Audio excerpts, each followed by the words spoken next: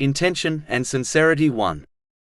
In a narration found in Sahih Muslim number 196, the Holy Prophet Muhammad, peace and blessings be upon him, advised that Islam is sincerity towards Allah, the Exalted, His book, meaning the Holy Quran, to the Holy Prophet Muhammad, peace and blessings be upon him, to the leaders of society and to the general public.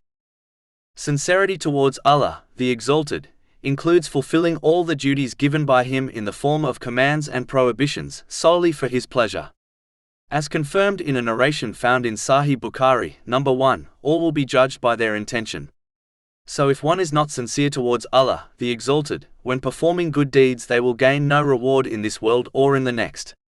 In fact, according to a narration found in Jami'a number 3154, those who performed insincere deeds will be told on Judgment Day to seek their reward from those who they acted for, which will not be possible. Chapter 98 Al-Bayyinah, verse 5. And they were not commanded except to worship Allah, being sincere to Him in religion. If one is lax in fulfilling their duties towards Allah, the Exalted, it proves a lack of sincerity. Therefore, they should sincerely repent and struggle to fulfill them all. It is important to bear in mind Allah, the Exalted, never burdens one with duties they cannot perform or handle. Chapter 2 Al-Baqarah, verse 286. Allah does not charge a soul except with that within its capacity. Being sincere towards Allah, the Exalted, means that one should always choose His pleasure over the pleasure of themselves and others. A Muslim should always give priority to those actions which are for the sake of Allah, the Exalted, over all else. One should love others and dislike their sins for the sake of Allah, the Exalted, and not for the sake of their own desires. When they help others or refuse to take part in sins, it should be for the sake of Allah, the Exalted. The one who adopts this mentality has perfected their faith. This is confirmed in a narration found in Sunan Abu Dawud, number 4681. An aspect of being sincere to Allah, the Exalted, is to trust that His decrees and choices are best for the people involved, even if the wisdoms behind His decrees are not obvious to people. Chapter 2 Al-Baqarah, verse 216. But perhaps you hate a thing and it is good for you, and perhaps you love a thing and it is bad for you. And Allah knows while you know not. To only be pleased with the decrees that suit one's desires, and become upset at the decrees which contradict one's desires, is clear insincerity to Allah, the Exalted. The one who maintains sincere obedience of Allah, the Exalted, by fulfilling His commands, refraining from His prohibitions, and by facing destiny with patience according to the traditions of the Holy Prophet Muhammad, peace and blessings be upon him, through every situation and state is truly the sincere one. Sincerity towards the Holy Quran includes having deep respect and love for the words of Allah, the Exalted. This sincerity is proven when one fulfills the three aspects of the Holy Quran. The first is to recite it correctly and regularly. The second is to understand its teachings through a reliable source and teacher. The final aspect is to act on the teachings of the Holy Quran with the aim of pleasing Allah, the Exalted. The sincere Muslim gives priority to acting on its teachings over acting on their desires which contradict the Holy Quran. Modeling one's character on the Holy Quran is the sign of true sincerity towards the Book of Allah, the Exalted. This is the tradition of the Holy Prophet Muhammad, peace and blessings be upon him, which is confirmed in a narration found in Sunan Abu Dawud, number 1342. An aspect of being sincere to the Holy Quran is to approach it with the sincere intention of understanding and acting on all of it, irrespective if one's desires are contradicted by the Holy Quran. The one who cherry-picks which commands, prohibitions and advice to follow and ignore based on their whims has adopted insincerity towards it, and they will not therefore truly benefit from its guidance. Chapter 17 Al-Isra, verse 82. And we send down of the Quran that which is healing and mercy for the believers, but it does not increase the wrongdoers except in loss. Finally, it is important to understand that even though the Holy Quran is a cure for worldly problems, a Muslim should not only use it for this purpose. Meaning, they should not only recite it in order to fix their worldly problems thereby, treating the Holy Quran like a tool which is removed during a difficulty and then placed back in a toolbox. The main function of the Holy Quran is to guide one to the hereafter safely. Neglecting this main function and only using it to fix one's worldly problems is not correct, as it contradicts the behavior of a true Muslim. It is like the one who purchases a car with many different accessories, yet it possesses no engine. Behaving in this manner is showing insincerity towards it. The next thing mentioned in the main narration under discussion is sincerity towards the Holy Prophet Muhammad, peace and blessings be upon him. This includes striving to acquire knowledge in order to act on his traditions. These traditions include the ones related to Allah, the Exalted, in the form of worship, and his blessed noble character towards the creation. Chapter 68 Al-Kalam, verse 4. And indeed you are of a great moral character. It includes to accept his commands and prohibitions at all times. This has been made a duty by Allah, the Exalted. Chapter 59 Al-Hash, verse 7. And whatever the messenger has given you, take, and what he has forbidden you, refrain from. Sincerity includes to give priority to his traditions over the actions of anyone else, as all paths to Allah, the Exalted, are closed except the path of the Holy Prophet Muhammad, peace and blessings be upon him. Chapter 3 Ali Imran, verse 31.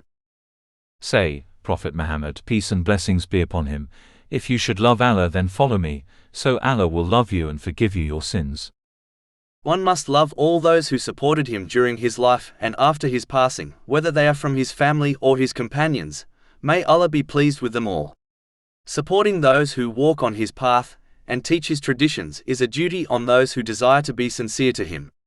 Sincerity also includes loving those who love him and disliking those who criticize him, irrespective of one's relationship with these people. This is all summarized in a single narration found in Sahih Bukhari, number 16. It advises that a person cannot have true faith until they love Allah, the Exalted, and the Holy Prophet Muhammad, peace and blessings be upon him, more than the entire creation. This love must be shown through actions, not just words. It is an aspect of being sincere to him, to respect, love and practically follow him. But this is not possible to do without learning about his blessed life and teachings. How can one respect, love and follow someone they do not even know? The one who claims to love and respect him, but fails to practically follow him, is insincere in their claim. The next thing mentioned in the main narration under discussion is being sincere to the leaders of the community, and includes showing sincerity to the religious leaders and teachers. This includes kindly offering them the best advice and supporting them in their good decisions by any means necessary, such as financial or physical help. According to a narration found in Imam Malik's Muwatta, book number 56, narration number 20, fulfilling this duty pleases Allah, the Exalted. Chapter 4 An-Nisa, verse 59. O you who have believed, obey Allah and obey the Messenger and those in authority among you. This makes it clear that it is a duty to obey the leaders of society. But it is important to note, this obedience is a duty as long as one does not disobey Allah, the Exalted. There is no obedience to the creation if it leads to the disobedience of the Creator. In cases like this, revolting against leaders should be avoided as it only leads to the harm of innocent people. Instead, the leaders should be gently advised good and forbidden evil according to the teachings of Islam.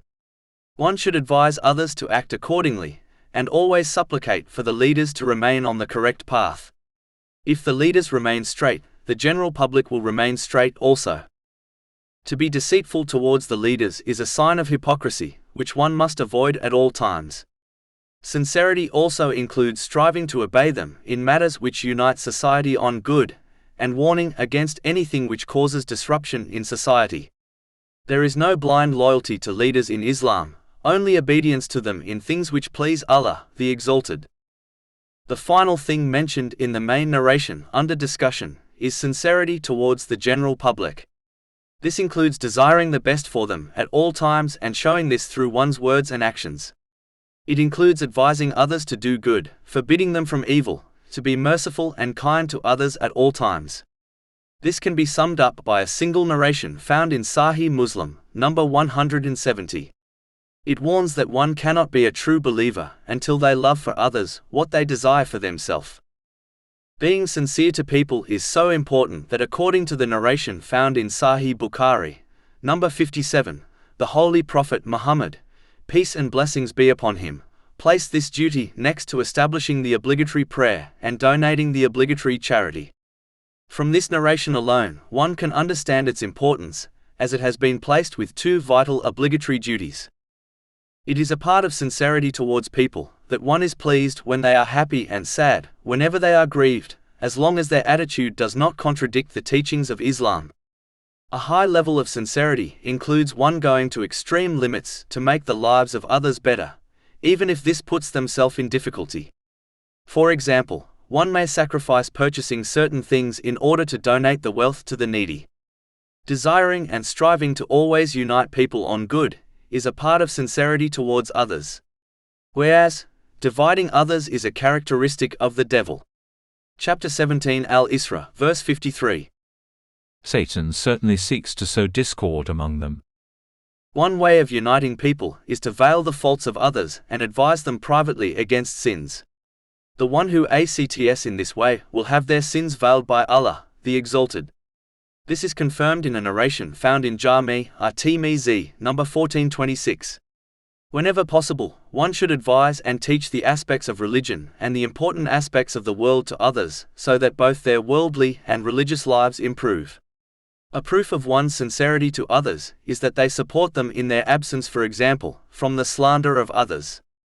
Turning away from others and only worrying about oneself is not the attitude of a Muslim. In fact, this is how most animals behave. Even if one cannot change the whole society, they can still be sincere in helping those in their life, such as their relatives and friends. Simply put, one must treat others how they desire people to treat them. Chapter 28 Al-Qasas, verse 77. And do good as Allah has done good to you. An aspect of being sincere to others is aiding them in order to please Allah, the Exalted. One should not desire gratitude from people, as this destroys one's reward and is clear insincerity to Allah, the Exalted, and people.